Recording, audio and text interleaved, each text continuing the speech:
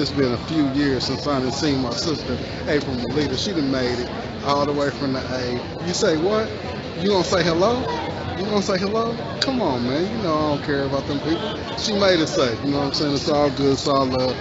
Been a minute since I done holler at y'all. You know, just want to touch base, let y'all know that today is a beautiful time. You know what I'm saying? Say what's up to my sister again. She don't want to see the camera. It's all right. That's all right. That's all right. That's how strangers do me too. Much love to y'all. God bless. Happy holidays.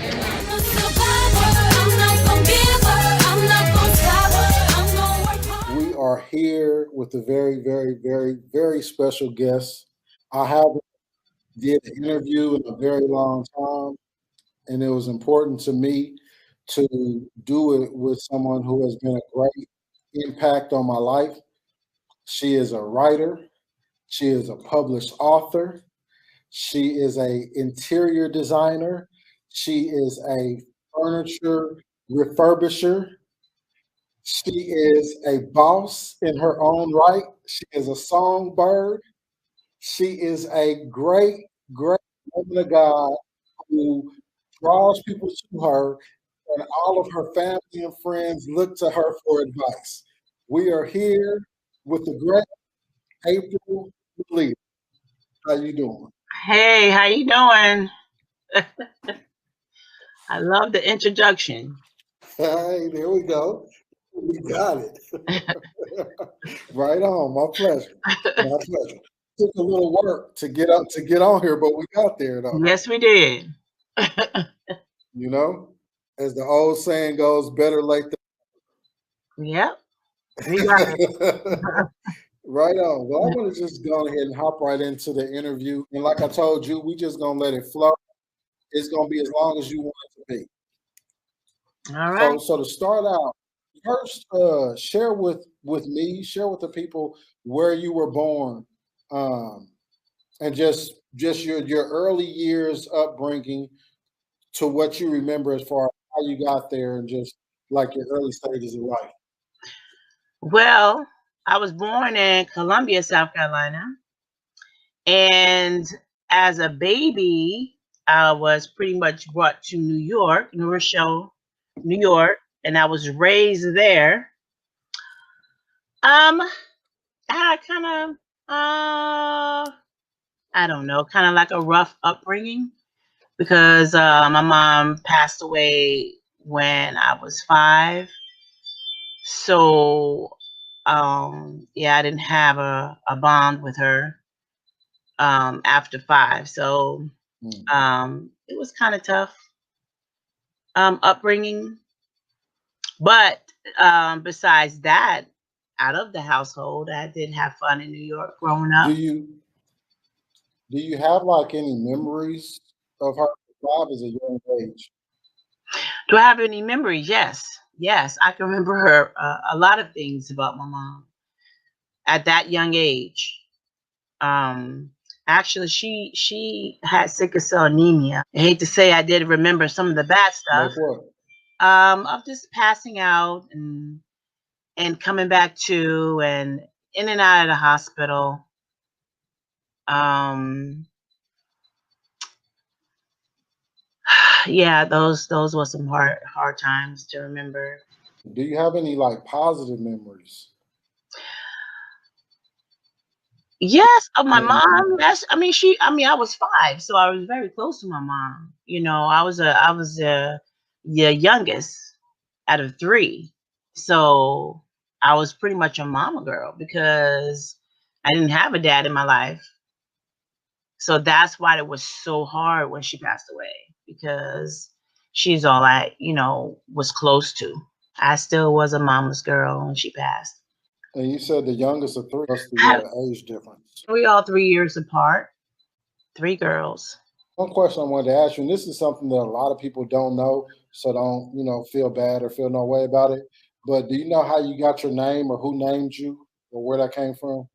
Actually, after about 8 years ago, maybe 9 years ago, I met my dad, my real dad, which I thought was not here anymore. I thought he was passed on, but I met him, and I'm glad I met him. I don't hold no Okay. grudges. But when I was having a conversation with Hmm. him, he the one that told me he named me.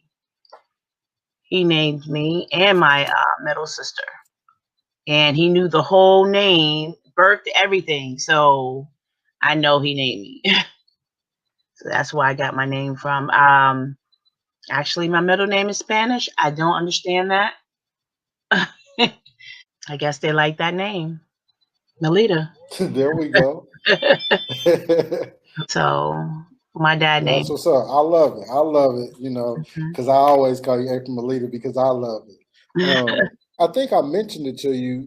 They said Tupac's father was dead for the longest, and he's now doing interviews saying how Tupac and other people thought he was dead, but he wasn't. So that's kind of ironic that you Yeah, said it was the same situation with you. yeah. But like I said, I don't hold any grudges. I was actually happy to meet him. How did you go from New York to Manhattan, Kansas? Well, actually, my grandmother just got tired of being in New York, and I guess the crime started getting worse.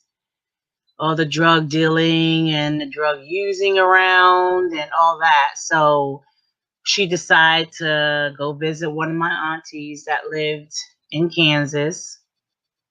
And she was there through military. Her husband was in the military. And decided that's where she wanted to move. Um, of course, that was like Okay. a nightmare to me. But I actually made that my home after I had my own child because I didn't want to move back to New York because the school system was not good. So I decided to raise my daughter in Manhattan, Kansas, and I'm glad I did. How old were So you when you moved to Manhattan? And can you just talk about like your transition in your life? I was 16 years old.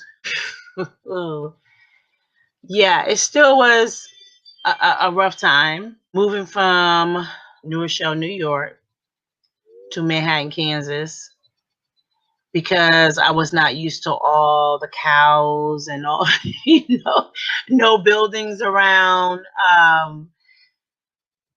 And it was very depressing at first. The first, I could say, 10 Hmm. years. Right. What did you make friends easy? I did. Were you Actually, involved in like any activities in school? I was. Well, I just was like in choir and BSU. Um, but yeah, I back to the friends. Um, I don't know. I guess I had this New York look and attitude at first. And people was just kind of, I don't know, scared of my look, I guess. But when they got to know me, once they got to know me, then they seen, that I wasn't that bad, and I made lots of friends. Lots of friends. I'm the sweetest thing, I think, anyway. Yeah. What are your fondest memories of your in your life? Like what was your happiest times or the happiest moments before you moved to Kansas and then once you moved to Kansas? What are like some of the highlights? The highlights in New Rochelle was actually my family, having a big, huge family. And, even though there was some bad times and things happening in the family, we was like a tight family, like, um, because it was so many of us up there. What was the other question? I was sorry. Is that just New Rochelle and then your fondest memories in Manhattan? Oh yeah, okay. So my fondest memories in New Rochelle, like I said, was my family and my friends. I had lots of friends, lots and lots of friends. That's why it was so hard when I moved to Manhattan, Kansas, because I had to leave all my my friends behind, and that what made it so depressing moving. And then when I moved um, to Manhattan, like I said, it still was very depressing for many years until, I made friends and started working and eventually had my own family. And I don't know, having my daughter was the biggest blessing in my life. And just watching her grow and, being there 100% in her life. There you go. Shout out Katroya. Shout out to my baby, Katroya Jones, and my grandbaby, Kamaya Gutierrez. And the grandbaby. That's right. I said Okay, her. I said okay. her. Look, y'all see, she love that Spanish and Boricua too. Actually, I'm pronouncing it wrong. I think it's like Gutierrez. I don't. I'm saying it wrong. But yeah, that's my baby. There you go. Gutierrez. There you go. Gutierrez. There you go. And it's funny. It's funny when I asked you if you was involved in any activities in school, and you said yes. The first thing that I thought of was choir. Yeah. So I know you personally, so I know that like singing is something that you love to do, listen to music. Where did that come from? Was there somebody in your family that loved to sing and sang with you or anything like that? No, actually, I don't know. I just love music. Growing up and singing in the house, and I don't know. I don't remember too many of my families in the family singing and stuff. It was just me, and I loved it. And I loved singing to my friends and stuff like that. But I'm not like a public, singer or anything. As you know, I'm not I know that. you. Speaking of which, I know you're gonna say no. I know you, and I wasn't No. even gonna bring it up to you until the very end of the interview. But if you can find it in your heart, I would like you to sing like a little melody before we leave. Yeah, you know I'm not doing that, right? Just hold that. You already know. So don't be putting me on the spot. I don't know that. I don't know that. Yeah, You know, yeah, your heart I'm might just be moved to bless somebody. okay. Next question. All right, let's switch gears on the interview. Share how we met. I Oh my got you. goodness, how we met. Well, um, you was actually upset at some people in Aggieville in Manhattan, Kansas, and I was trying to calm you down. What's And Aggieville for the people that don't know? that's a college town where people party um a lot. So it's a pretty fun town. I had lots of fun out there. Like a little strip of bars, yeah. Right, right. Yeah, you was Well, you said that I was upset and you was trying to calm me down. Like, what even like caused you to be attracted to my vibe and to even care? You know? because I'm a people person, I don't like to see nobody in trouble. And I'm always stopping trouble, trying to anyway. And a friend of mine, Selena, she knew you, so we was walking towards you. Okay. And since you was, being loud, about to get in trouble, I was like just trying to calm you down, like, hey, you don't want to do that in Aggieville. I know Aggieville, and yeah, you don't want to do that there. That's not the place. what So that's how we met for the first time. what was your first thoughts of me whenever you first met me, and how did they either change or grow? Um, well, when I first met you, like I said, it was in Aggieville. But when we start, when getting to know each other, and we started meeting at the bars with my friends and your friends, and we had things in common. You know, you like doing plays and writing and all this kind of stuff. And I didn't have anybody around that Yeah, did that, so we connected. And I used to do talent shows back in the day in Manhattan. Um, Actually, if we knew each other back in the day, we probably would have been, really successful. Like I said, I didn't have anybody at that time, so that's the yeah, connection we had. We had a lot in common, and we both artistic, man.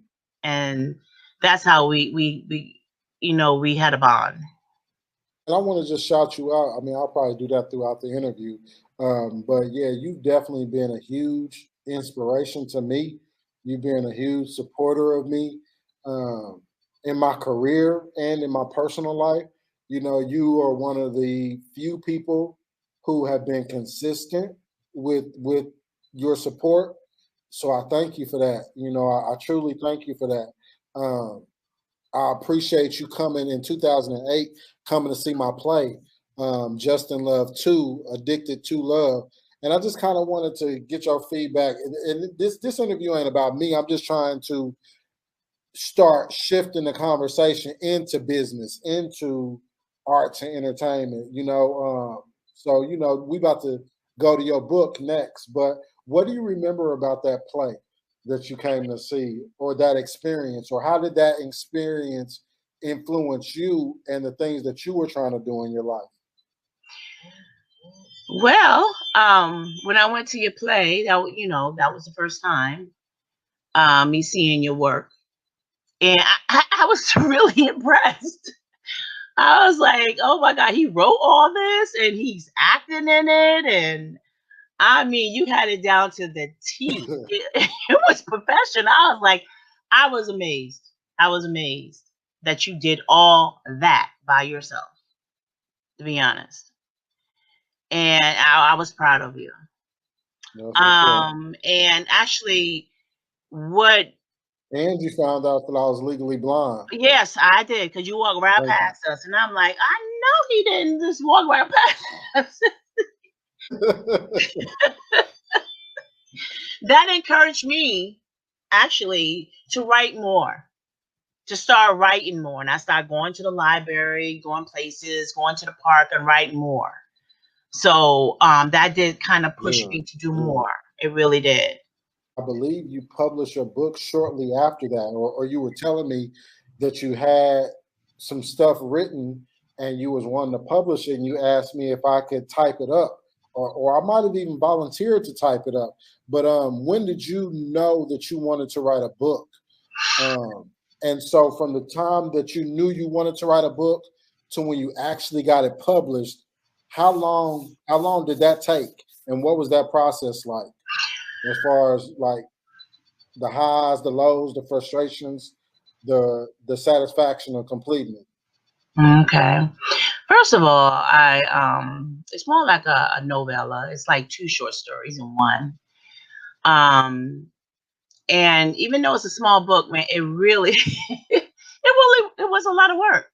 Um, Actually, it was a lot of work getting it published and stuff like that, but I already had the story, because one is a true story, so it was of my childhood.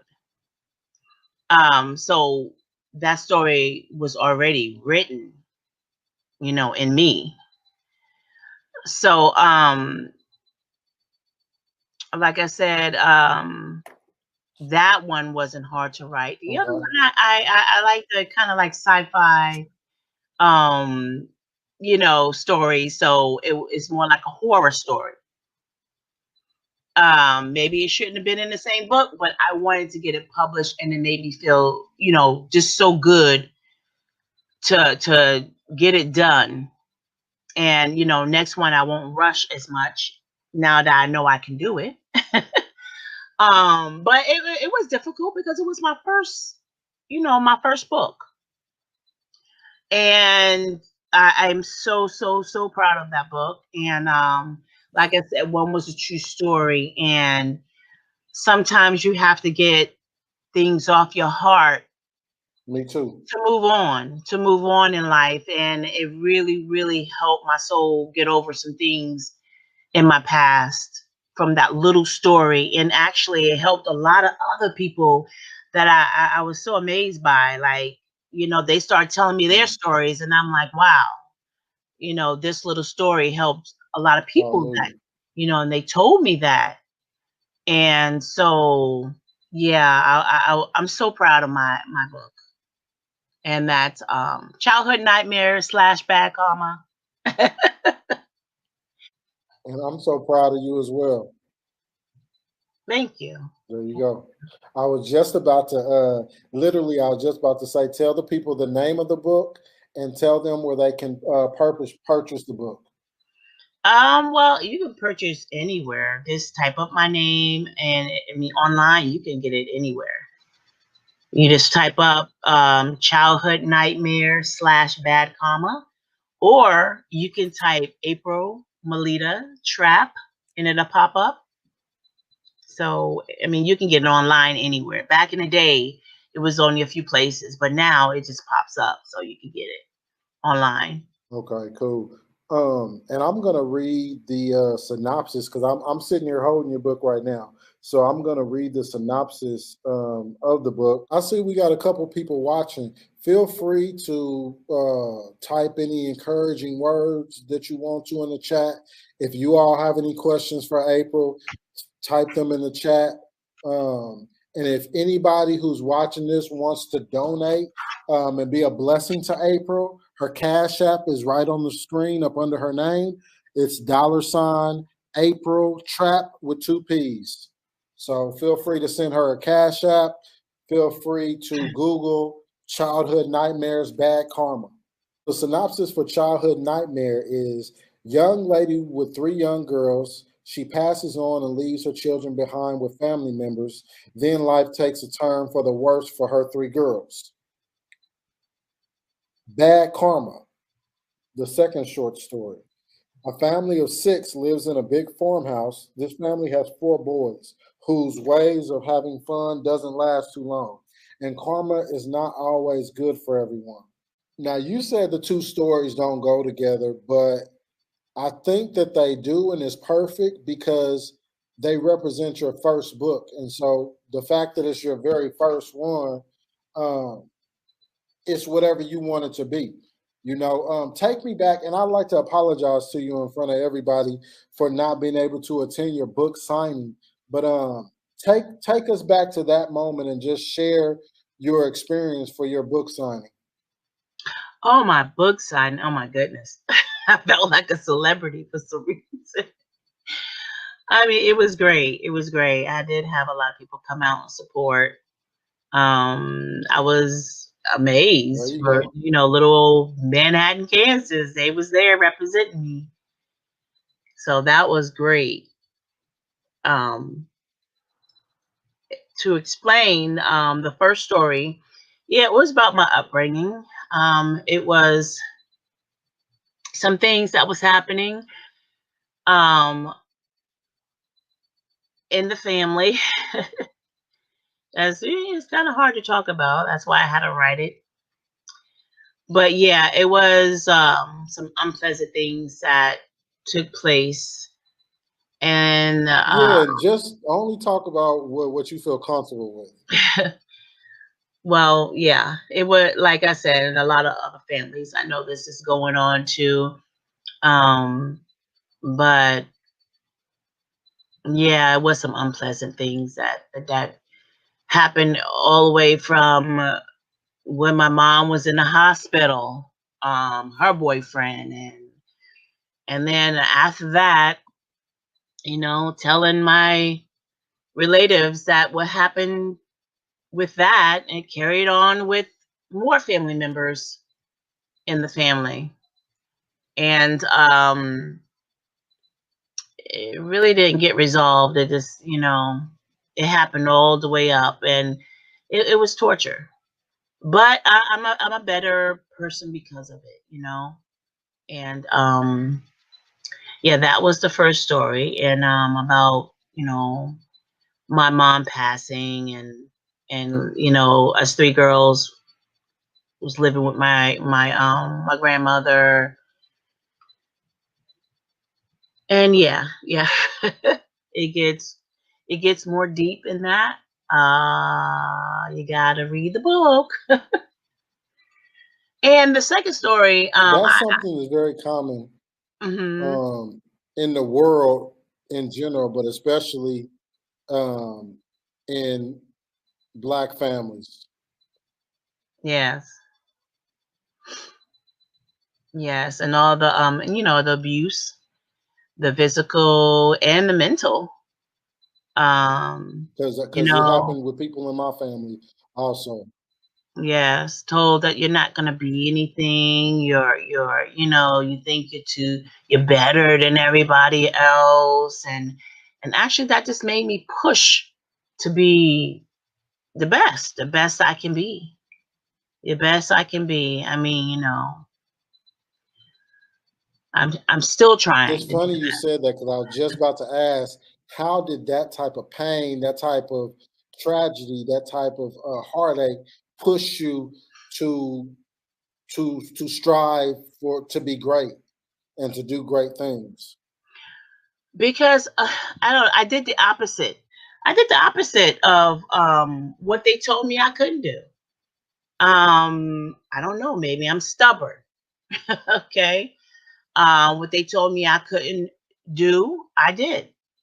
Yeah. And I'm still pushing. Yes, you are.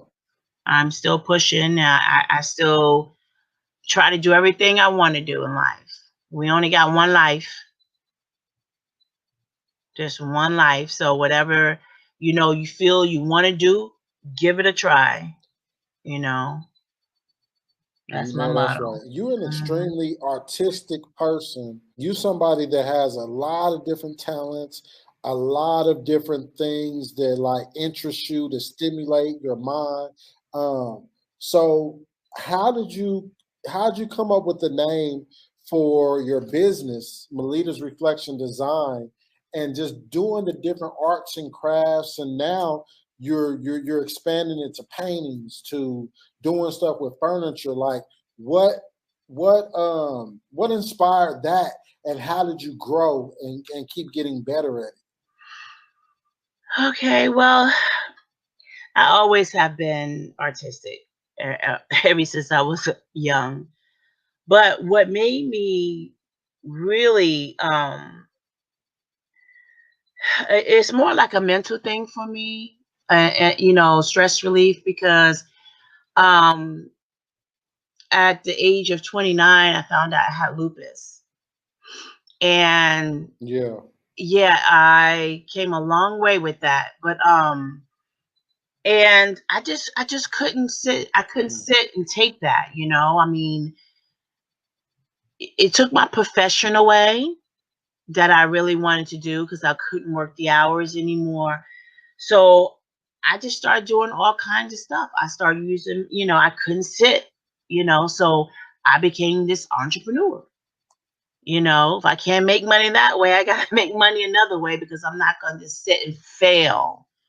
I can't sit and fail. And with all the little entrepreneur things that I did, I saved my little money and I bought me a house and in Georgia. So, believe it or not, with There you my little go. income, I bought me a house because I pushed, I saved, I put my mind to it, and I said that's what I want to do, and I did it to build wealth for my children. Congratulations. Thank you. And if I could do it, anybody could do it. I want to talk about Georgia. I want to talk about you moving from Manhattan to Georgia. But before we go there, let's stay where we at real quick. And how did finding out that you have had lupus affect you, and how has living with lupus affected or changed you and your day-to-day life? I know you said that you couldn't work the hours, but as far as just mentally in your day-to-day that you may not talk to people about, like, how has it impacted you? Boy, boy, boy. Uh, well, I mean, mentally, it tore me to pieces.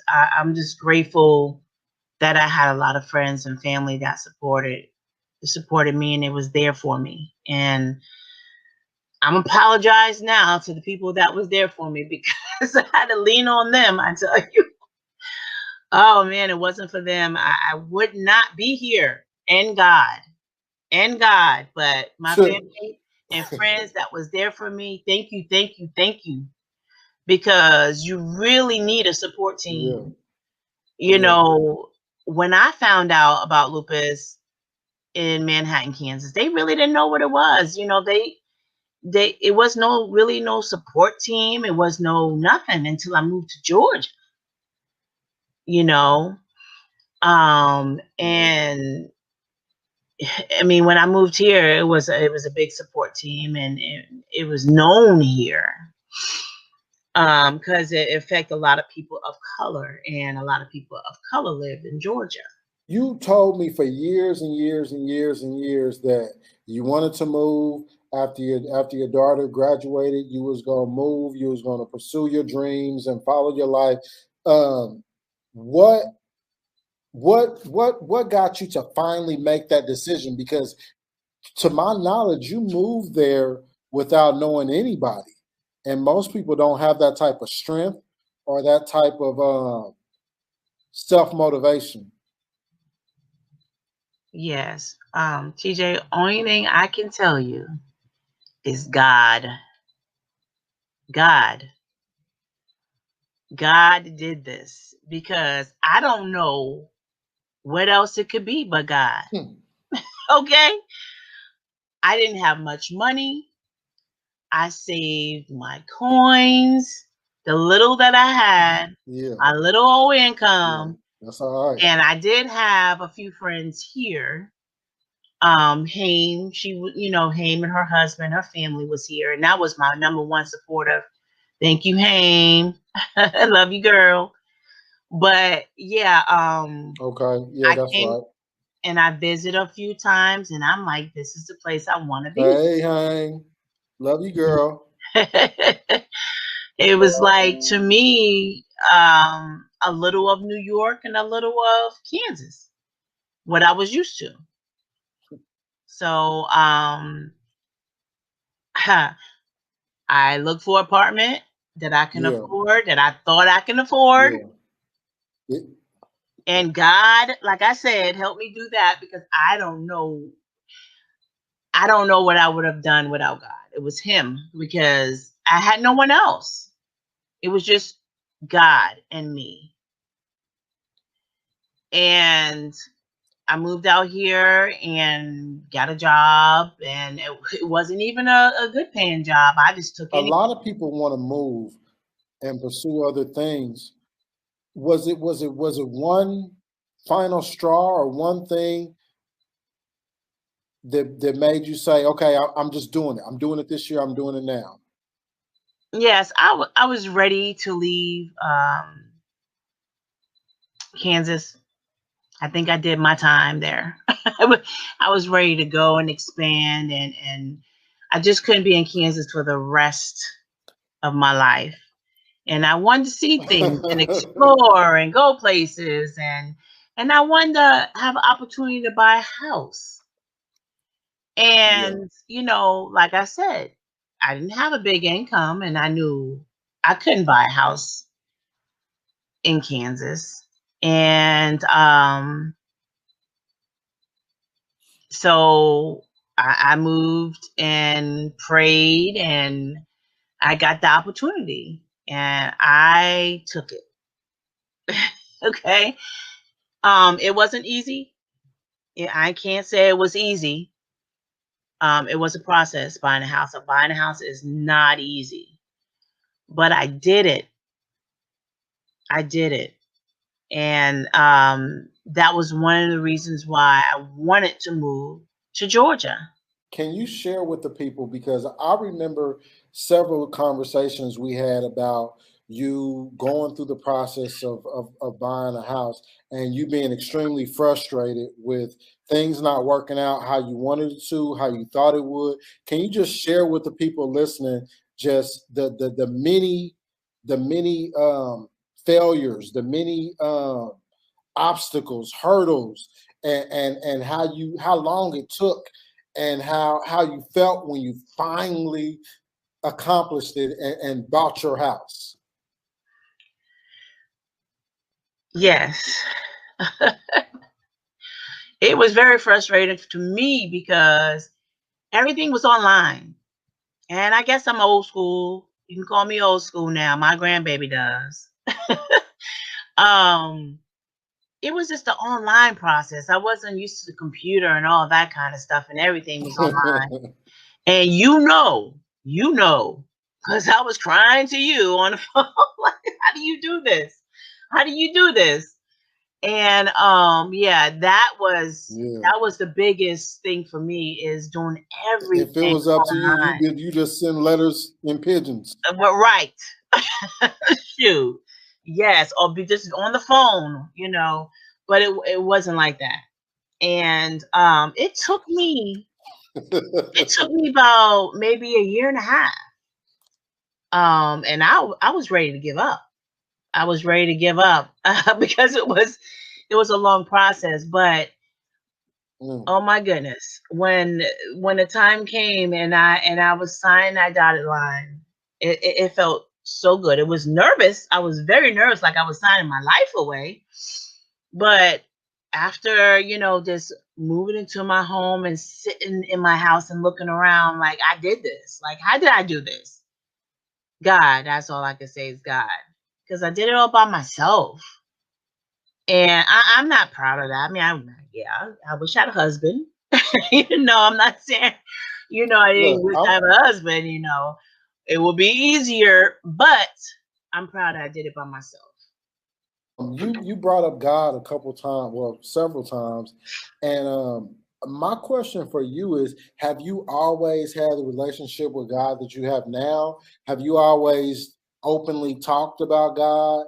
And if you have or if you haven't, what's brought this about where you're at right now? Well, I always had a relationship with God. Like, growing up, I talked to God. Yeah, I was confused about it when I was younger and stuff like that because I wasn't raised in the church. But I knew it was somebody there, because to go through what we did and survived, you know, it was somebody there. So I was talking to God when I was younger. And I don't know, my faith just got more and more stronger as I got older, because things started happening for me, and it was just me and God. So that's all I have to say about on that subject. Okay. Um, It's a touchy on that. who That's are all. some of the people? I know you had said friends and family, even when you learned that you had lupus, but not even just focusing on lupus, but even like your accomplishments with writing, publishing a book, your company, Melita's the Reflection Design, being a designer. Who are some of the people that's had the greatest impact on your life, just in general, as far as your character, your integrity, your values that you have now? Um, hmm.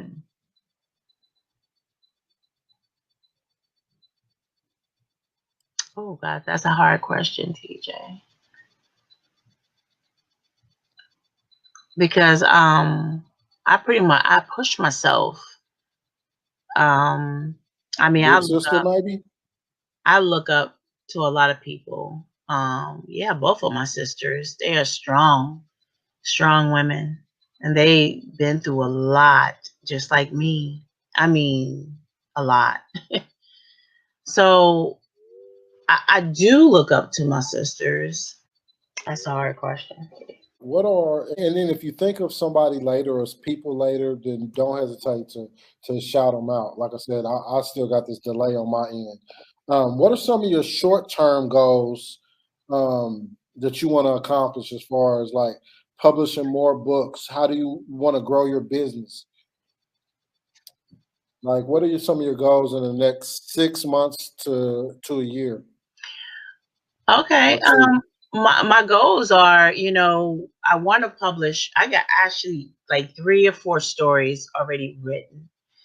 My goal is to get my children's story because my grandbaby is still asking me, Nana, Nana, when are you going to publish another book? And she's just so proud of me. So I do want to get the children's story published for my Mm, mm, mm. grandbaby. Um, yeah, yeah, I have to get that book, that second book for her. Um, yeah. Okay. What other goals do you have within the next 2 years that you want to accomplish?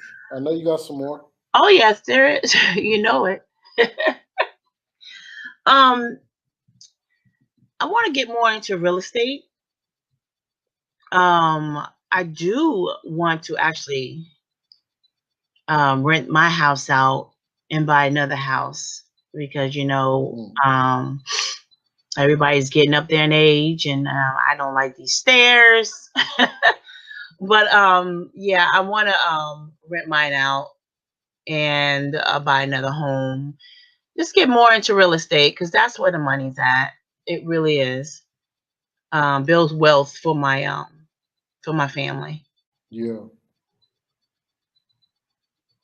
Well, I'm gonna say this live on air, and I'm gonna make it a priority. I mean, doing this interview was important to me, and so now we can check that off. But I'm gonna create the cover, the artwork for your children's book. So that's gonna be one of my next priorities that I check off, so we can help complete that goal. And I've also mentioned that I want to turn your book, your first book, into a play. So that's something that is very important to me. And so I plan on in the next few weeks to have a script to send you to look at, and so you can start thinking about that, and we can start manifesting that as well. If that's something you're still open to. Oh yes, that's fine, TJ. I would love that. I would love to see that in play. Also, I have to say this. I've been living with lupus for over 20 years, and I have came a long way. I've been ups and downs. So if there's anybody out there that just now Mm. finding out they have lupus and need someone to talk to, a coach, anything, different signs, anything. Because I mean, if you need someone to talk to, reach out anytime. Uh, because I know if you don't have anybody to talk to, I know how hard it can be. How can So, people follow you or support you? you can email me at apriltrap2003 at yahoo.com. You can go on Facebook, just April Trap, and message me, or reach out through TJ. I You call him do, TJ. I know you may not use it a lot or be active with it, but you do have a fan page on Facebook. So everybody that's listening to this, everybody that's listening to this, please go to Facebook and search Melita Reflection Designs. And hit like on that. Hit like on that because I think you like in the 70s for likes. And we're gonna put you over 100 this weekend. I'm gonna share your page out, and we about to go ahead and go hard. All right, all right. I appreciate that. But yes, I just had to say that because that is very important in my life. And then, like I said, I've been fighting this, What and are some of your long-term plans? is to take care of myself so I Because can it take seems care like of you my. have a passion for helping people, and so I think that you could be an ambassador for lupus. That would be nice. That would be nice because I have lived it for so long, lived with it for so long, and it affects a lot of your organs. Um, so yeah, that would be great. Um, and you're right. I do help people. That's what I've been doing for. Ooh, And I'm sorry for cutting you off. I'm still dealing with this delay. it's okay. I've been helping people for 40 plus years, in their homes and stuff like that. With elderly and autism and cancer patients, Alzheimer patients. Um, oh man, er- everything. I've been helping people all my life, pretty much. So throw out some long term goals like the legacy you want to leave and some things that are on your bucket list. I know you said about real estate, owning more property, um, but what are some things like maybe traveling around the world? What are some national things you want to do? Yes, I would like to travel more. I have actually, since I've been out in Atlanta, I have been to 9 different countries. Just being on a cruise, I said, but I'm gonna claim it because that's I've been in 9 different countries. So yeah, Dang, to travel more, that's all right. meet Please, more people, yeah. um, meet Tyler Perry. That's one of my goals to meet Tyler Perry and have my art in his studio. Um, oh God, There you that would be go. wonderful to have my art hanging Hey, in. and did you know that he just bought BET and VH1? Really? No, I did not know that. I did not know that. But that is like one of my goals to meet him. Yep, he owns it Um, now. I wouldn't know what to say. And I you know, almost let me lost my let me ask you words when I this: met. you haven't been lost for words in all the years I've known you, so you've always compared me to Tyler Perry, and I always said that I need to reach out to him and this, that, and the third. And even what you saying just now about, it would be a dream come true for your art to be up in one of his plays. But really, I'm kind of having like a manifestation vision, like right now as we talking.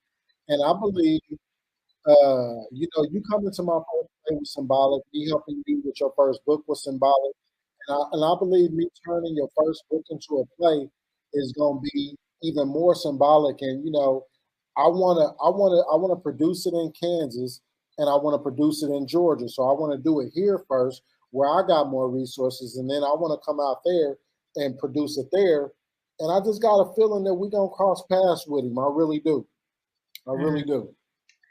yeah, So that would be don't limit your dreams of just having your paintings up in his stuff. I believe that you have the potential for some of the greatness that you may not even believe or see. Like I believe that. well, thank you. You're welcome. But I would definitely love you to just give me something. Just give me a little bit. Do TJ, you TJ, share with the we gonna people? fight after this. You know this, Share right? with the people uh, when you was helping me with my song. Oh my God, what? That is not gonna happen.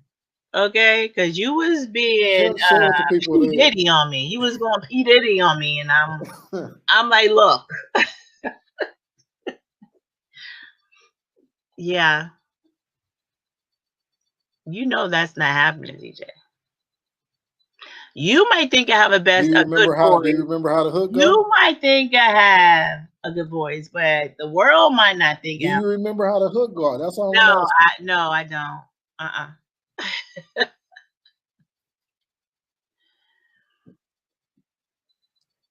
Any more questions, please? Mm-hmm, mm-hmm, mm-hmm, mm-hmm. Okay.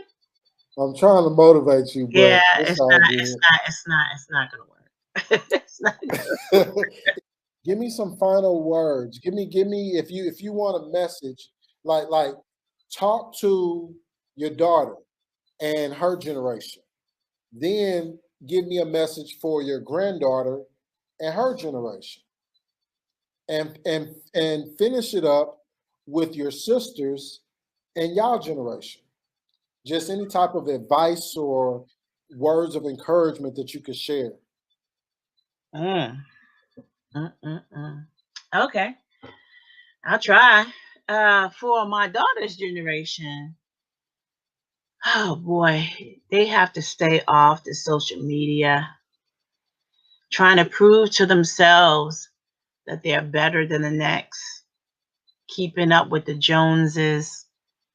Just be yourself, and oh God, people will love you. I mean, we didn't have that, you know, and I think I was loved and noticed and all this stuff without putting it all over the Facebook. And I know I sound old, you know, but come on, like it's getting so bad. And um I'm not picking on them or anything because the people are so beautiful, but keep it classy. That's all I'm saying. Keep it classy. To my granddaughter. Oh my God, I don't know what the world's gonna be when she get that. Oh, teacher, I don't even know if I want to think about it. When she gets, you know, whoa. Anyways, I just hope the world gets better somehow, some way. When she gets to be an adult. Um, you said for my sisters. Um, Yep. I don't know. Just keep the love. I just want them to keep the love coming, and we need to stick together as sisters and get healthy. We need to get healthy, so we can live longer for our kids and do great things and enjoy our old age because we getting up there and we want to live to see it. So we got to get healthy, sisters. We all three got to get healthy, Mm. healthier. How about that? Healthier. So we could be here. You know what I'm saying? So okay, that New York is coming out. Let me calm down. And even Let me calm down. I'm sorry, go ahead. And TJ, I want to say to you, thank you for doing this for me and for us. I appreciate you. And like I said, keep doing you. Don't ever stop doing you, but just a little less attitude. you know, You're you know, welcome. I gotta kick that in. A little less attitude, okay? But keep doing you, and I really appreciate. Hey, I got some New York in me too, Uh, even though I ain't from there. you keep that you keep that KC, and I have my New York.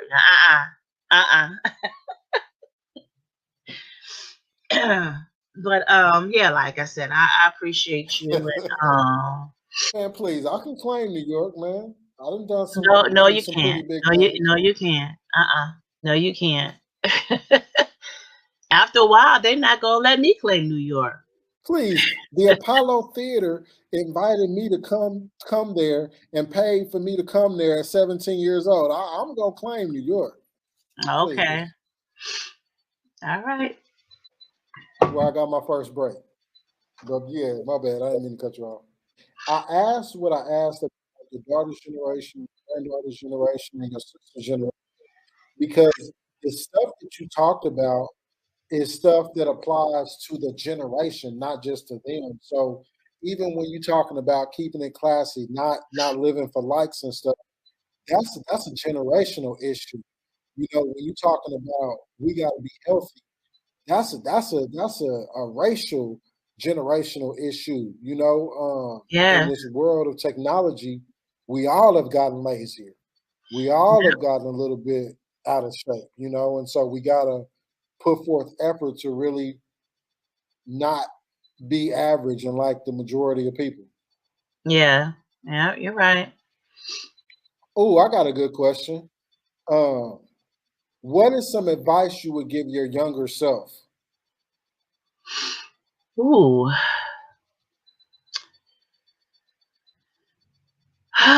To stop putting myself down so much and believe in myself more, to believe that I'm beautiful the way that I was made. This is your interview, but if you have any questions for me, feel free to ask.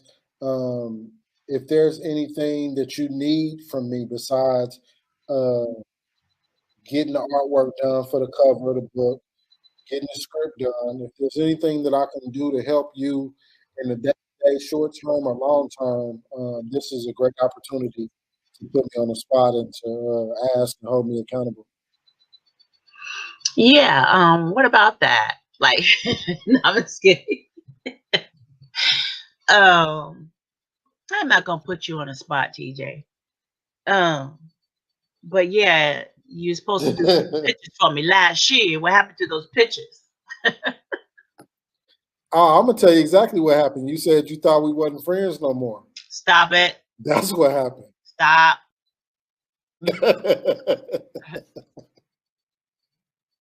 All right. You thanked me, and I want to thank you. I want to thank you for everything you've done in my career. Um, Coming to see my play, coming to auditions to help me. You know, I got family and friends in my own city right down the street that don't come to some of my plays and don't support me. How, you know, somebody who's not literally my blood relative, but you know, you've traveled miles to support me, and I thank you for that. Coming to see my play, Justin Love 2, Addicted to Love. I thank you for sending me some clothes for Barack Obama in my play Purpose Driven Love. Um, what is it about like helping people? Like where does that come from? Did that come from a specific place, from a person or people that helped you, or is it just from you not having the help you needed, or like what was the motivation for you just like really wanting to help people from a genuine place? I didn't have much growing up. I mean, I had to work hard, babysitting jobs and stuff like that, just to get money to have the nice things, you know. So I love helping people. I love giving. I love to do anything I can do, if I have it, to help. I love helping people so they can get ahead. Also, like I said, the stuff that I got, it's just material stuff. But if somebody wanted to buy a house, like I said, they can buy a house. People are like, oh, I can't do it. I can't do it. Yes, you can. You can. If I can start with nothing and turn it into Mhm. something, so can anybody else. So, you know, I don't know. I just like helping. Where now tell the people, um what all you do as far as your business, your skills, what all they can purchase from you, and tell them where they can go to to see your product and to purchase some things. Um, I do like I paint. I do design wreaths for your door. um, in all for all holidays, different occasions. I design glass art. Oh my goodness, there's so much stuff I do. TJ, as you know, um, I flip furniture. You still do the pillows? I do not. I ran out of room for those, and I have sold like the last one I sold like 2 years ago. I had so many of those, but I sold the last like pair like 2 years ago, and I just don't have the room for the pillows because when I make them, I make so many of them, and I just run out of room. You can find me at Melita Reflections Designs, like TJ said. Do you still work with Poshmark and Macari? Work with Poshmark now. Macari's having difficulties, so yeah, can't play with my coins. So I'm on Poshmark. I think I'm under Reflection Designs there. Reflection Designs on Poshmark and Melita's Reflection Designs on Facebook. All right. Is there anything else you want to share with the people? Any other thoughts you want to share before we get? Um, Not really, but I just want to tell you thank you again. And whoever's listening, thank you for tuning in. But yeah, I thank you for your time, man. This has totally been my pleasure. Um, final thoughts before we get out of here. The final thoughts.